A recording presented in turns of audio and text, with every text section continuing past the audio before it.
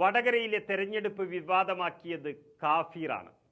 എന്നാൽ ആരാണ് യഥാർത്ഥ കാഫീറുകൾ എന്ന് വ്യക്തമായിക്കൊണ്ടിരിക്കുന്ന ഒരു സമയത്ത് പരസ്യമായുള്ളൊരു മാപ്പല്ലാതെ CPM-ന് മറ്റു വഴികളില്ല. പ്രതിപക്ഷ നേതാവ് VD സതീശന്റെ വാക്കുകൾ അളന്നു മുറിച്ചു തൊടുത്തപ്പോൾ CPM-ന്റെ നെഞ്ചിൽ മാത്രമല്ല സാധാരണ ജനങ്ങളുടെ മനസ്സിലും അതൊരു നോവായി തറച്ചുപോയിട്ടുണ്ട്. ജനാധിപത്യത്തെ കളങ്കപ്പെടുത്തിയ കമ്മ്യൂണിസ്റ്റ് പാർട്ടിയുടെ ചെയ്തികൾക്ക് മറുപടി നൽകാൻ വിഷയം ജനങ്ങൾ ഏറ്റെടുത്തു കഴിഞ്ഞു.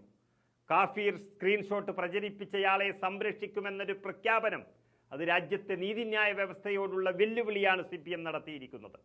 ഭീകരപ്രവർത്തനത്തിന് സമാനമായ വിദ്വേഷ പ്രചരണമാണ് CPM നടത്തിയത്. സമൂഹത്തിൽ മതപരമായ ഭിന്നിപ്പുണ്ടാക്കി അതിൽ നിന്നും രാഷ്ട്രീയ മുതലെടുപ്പ് നടത്താൻ വേണ്ടി നടത്തിയ ഹീനമായ ശ്രമമാണ് വടകരയിൽ നമ്മൾ കണ്ടത്. എന്നാൽ ഇതിനേക്കാളും ചെറിയ സംഭവങ്ങളെ സർക്കാർ നേരിട്ട രീതി നമുക്കറിയാം. 2 ലഘുലേഖകൾ മാത്രം കൈവശം വച്ചതിനാണ് 2 കുട്ടികൾക്കെതിരെ UAPA ചുമത്തി കേസെടുത്തത്. സർക്കാരിനെതിരെ സമരം ചെയ്തതിനാണ് വെളുപ്പാൻ കാലത്ത് വീട്ടിൽ കയറി രാഹുൽ മാങ്കൂട്ടം എന്ന യൂത്ത് കോൺഗ്രസ് അധ്യക്ഷനെ അറസ്റ്റ് ചെയ്തത്. മുൻ MLA ശബരിനാഥിനെതിരെയും ഇതേ തരത്തിലുള്ള കേസാണ് എടുത്തത്. കോവിഡ് കാലത്ത് പിണറായിയുടെ സർക്കാരിനെ വിമർശനങ്ങൾ ഏറ്റുവാങ്ങിയപ്പോൾ ആ വിമർശിച്ചവരെ പോലും എത്രയോ സാധാരണക്കാർക്കെതിരെ കേസെടുത്തു. ഈ അടുത്ത കാലത്ത് ദുരിതാശ്വാസം നിധി നൽകാതെ നേരിട്ട് സഹായിക്കുമെന്ന് പറഞ്ഞവർക്കെതിരെ വരെ പിണറായിയുടെ പോലീസ് കേസെടുത്തു.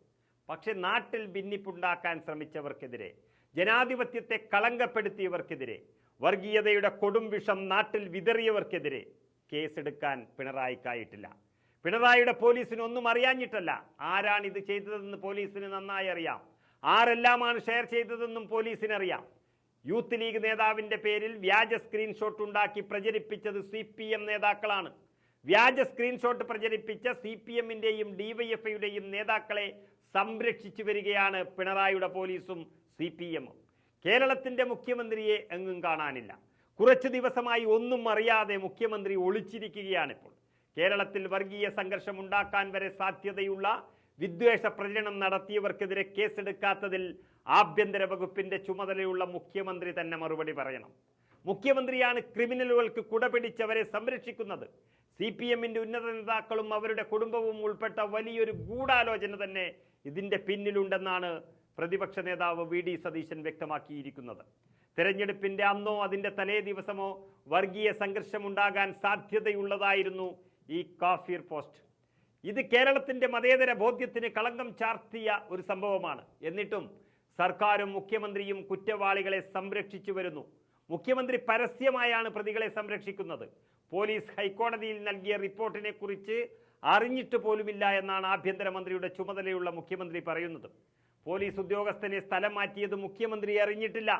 നാട്ടുകാർ മുഴുവൻ അറിഞ്ഞിട്ടും പത്രത്തിൽ നിന്നാണ് മുഖ്യമന്ത്രി അദ്ദേഹത്തിന് കീഴിലുള്ള പോലീസ് ഹൈക്കോടതിയിൽ സത്യവാങ്മൂലം നൽകിയത് അറിയുന്നത്. എത്ര ലജ്ജാകരമെന്നോർക്കണം. അല്ലാത്ത കാര്യങ്ങളെല്ലാം മുഖ്യമന്ത്രിയും അദ്ദേഹത്തിൻ്റെ ഓഫീസിലെ ഉപജാപക സംഘവും ഒക്കെ അറിയുന്നുണ്ട്. അതേ ഉപജാപക സംഘമാണ് ക്രിമിനലുകളെ സംരക്ഷിച്ചു വരുന്നത്. ഇത് ഉന്നത തലത്തിലുള്ള ഒരു ഗൂഢാലോചനയാണ്. കേരളത്തിന് അപമാനകരമായ സംഭവത്തിൽ കേസെടുത്ത് UAPA ചുമത്തി ഇവരെയൊക്കെ ജയിലിലടക്കണം. അല്ലെങ്കിൽ ഇത് വീണ്ടും ആവർത്തിക്കും. ഹൈക്കോടതി പോലീസിന്റെ ചെവിക്ക് പിടിച്ചതുകൊണ്ട് മാത്രമാണ് ഇത്രയും കാര്യങ്ങൾ പുറത്തു വന്നത്. അല്ലായിരുന്നുവെങ്കിൽ നിരപരാധിയായ യൂത്ത് ലീഗ് നേതാവിൻ്റെ തലയിൽ മാത്രമായി കുറ്റം മാറിയേനെ.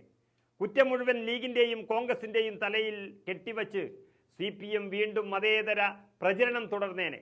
വിദ്വേഷ പ്രവർത്തനത്തിൽ ഗവേഷണം നടത്തുന്ന സംഘപരിവാറിനെ പോലും CPM നാണിപ്പിച്ചിരിക്കുകയാണ് വടകരയിൽ. കുറ്റവാളികളെ സംരക്ഷിക്കാൻ ശ്രമിച്ചാൽ ഏതറ്റം വരെയുമുള്ള നിയമ പോരാട്ടം UDF തുടരുമെന്ന മുന്നറിയിപ്പാണ് പ്രതിപക്ഷ നേതാവ് സതീശൻ നൽകിയിരിക്കുന്നത്.